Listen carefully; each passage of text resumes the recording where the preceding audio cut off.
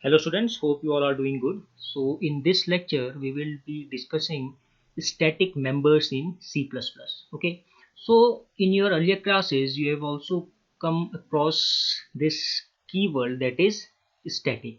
Okay. So there are, okay, in C++ also there are, okay, static variables. Okay. There are static members and there are static functions. Okay, so if I am, okay, concentrating on static variable, so this is a case in which when we create a variable, okay, so these type of variables are created only once, okay, or you can say they are initialized only once, and throughout the program the same value of these variables will be retained. Okay, the value will be retained throughout the program. Okay, it won't be changed. Okay, so we will see it with the help of an example. And static members and static functions, it deals with the concepts of classes. Okay, when we are working with classes and objects, so static members and static functions, okay, are there. So first of all we'll just see an example of a static variable. Okay, that what is a static variable. So as in case of C language, okay, you have studied static local variable. Okay, so static variable in terms of C language, when we create a static variable, the default value, okay, the default value that is being set by the compiler, okay, the default value set by the compiler is 0. Okay, is 0. In C++ also, in C++ also, the default value is, the default value of static variable is 0, that is being set by the compiler. So let us try to understand this with the help of a program. Okay, so if I create a function, okay, for example, if I want to create a function void, let us suppose the function is display, that is, this is the function disp.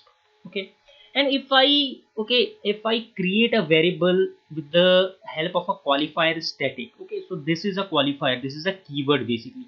Okay, this is a keyword, or you can say it is also known as qualifier in technical terms. Okay, so if I create a variable of type static, I just created this as, okay, static x, and I just create another variable, okay, int y.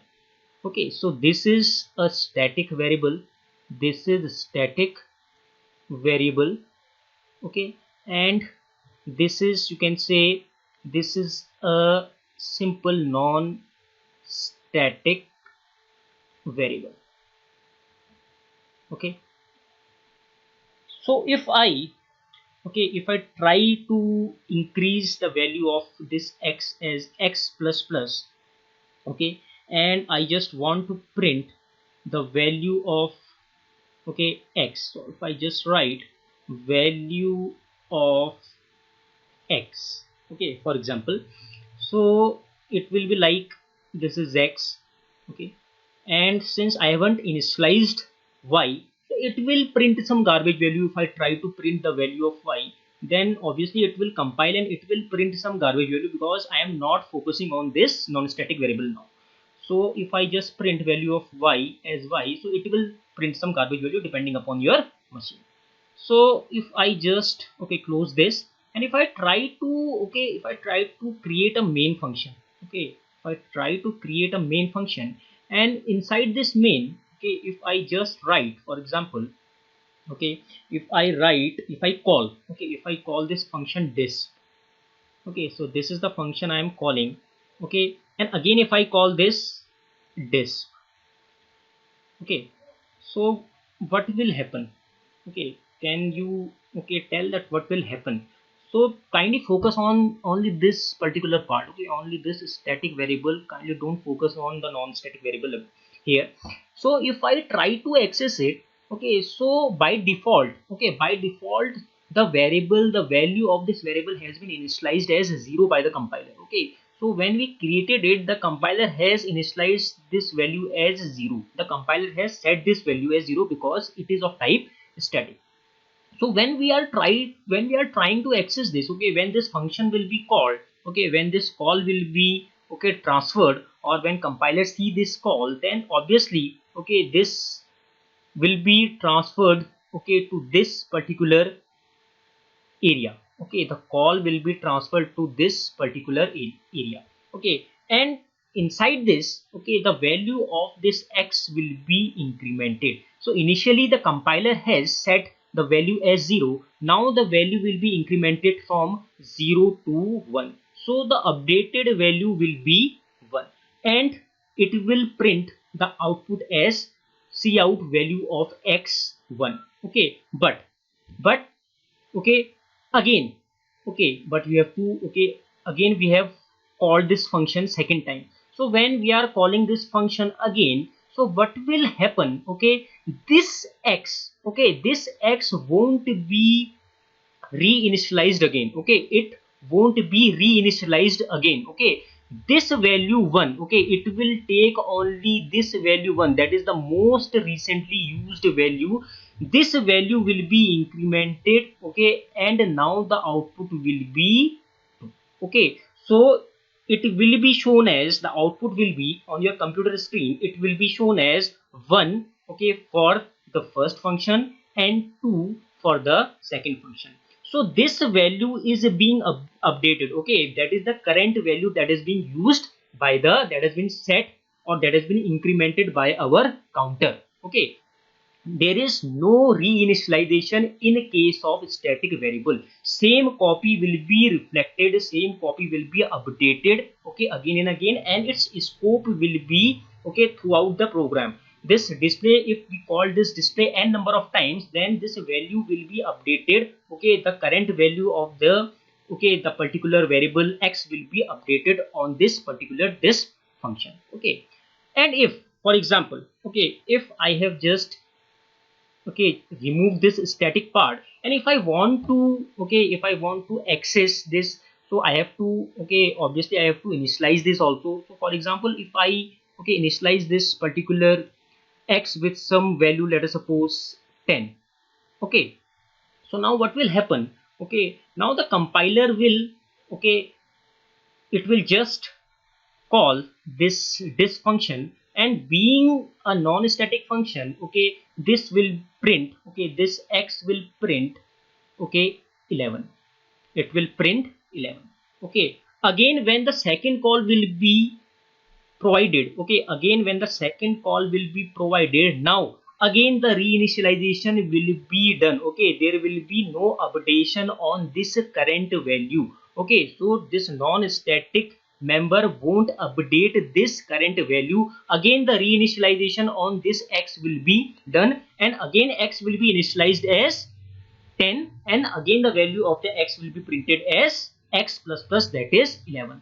So we will, for this particular case, when there is, okay, when we have removed or when we have omitted this static part, then the output will be in both the cases 11 and 11, okay. So in this case you can see that reinitialization takes place in terms of non-static variable, and the scope of the particular variable, okay, this scope of this variable is limited, the scope of this x is limited to this function, okay. When this function expires, or when the scope of this function, okay, finishes off, this x variable will be destroyed. But if this x, if this is, okay, qualified with static, then the scope of this x will be throughout the program, okay, till the program is executing, okay.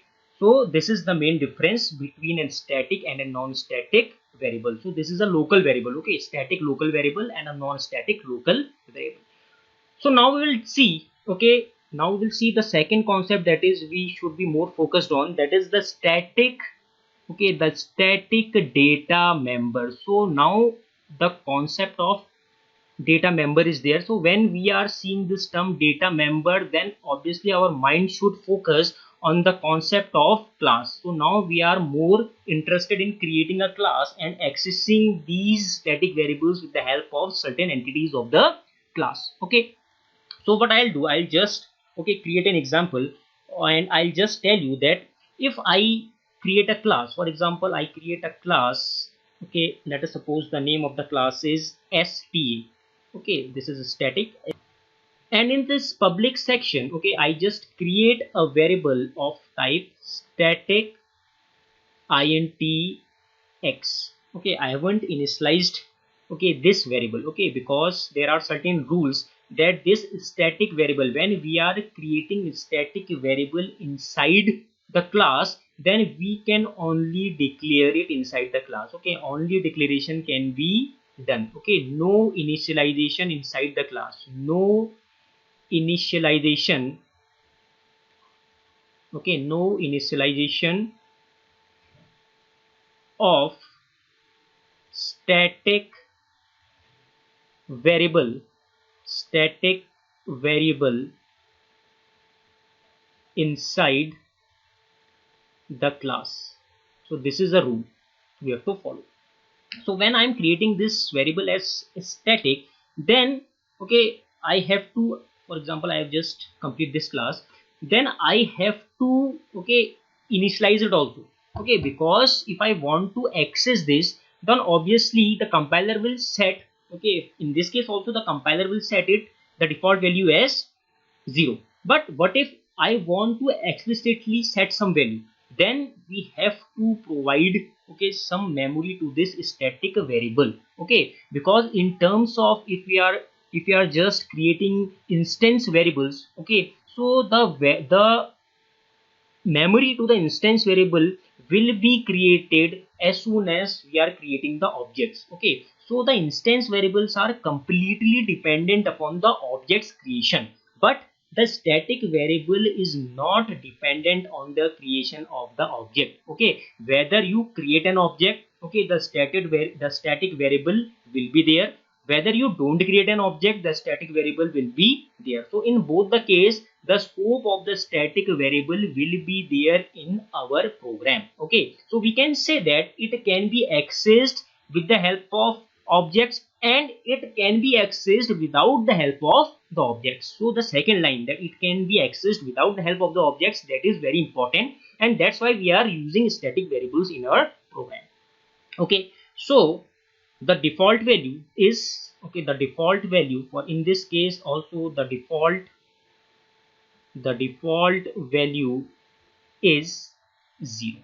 Okay, the default value that has been initialized by the compiler is 0. But when we are creating this, when we are declaring this static variable inside our class, then the memory has not been allocated to this particular variable. Okay, so memory is not created, okay, when we are creating the static variable or when we are declaring the static variable inside the class.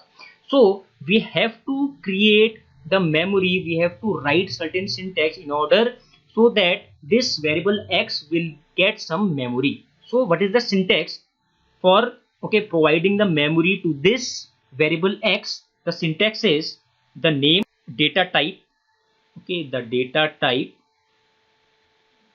followed by, okay, this is very important, this must be understood, okay, followed by the name of class, the name of class, followed by scope resolution operator, and followed by the variable name. This is very important, followed by the variable name. So if I am writing this, so what does this means? It means that I am you can say defining, okay, I am defining the static variable. Okay, I am defining the static variable, and static variable must be defined outside the class only. So it must be defined outside the class only. Okay, so this is point number 1, that we are defining the static variable. This is 2, that it should be defined outside the class only. That's why I have used this operator that is known as the scope resolution operator, because I have provided the memory, okay, to this variable, and this scope resolution operator is telling that the scope of this variable is the class. Okay, it belongs to the class. That's why this type of variable, okay, this type of variable is also known as class variable. Okay, this is also known as class variable because it is an attribute of the class. Okay, it is not an attribute of an object. It depends upon the class. Okay, it is a class level variable. It is not an object level variable. Instance members are the object level variable, because when we are creating the instance member, then it is compulsory for us, okay, to create an object for the instance variable, because without creation the object, we can't allocate memory to the instance variable, and we can't access that particular instance variables without the object. Okay, so this must be remembered. Okay.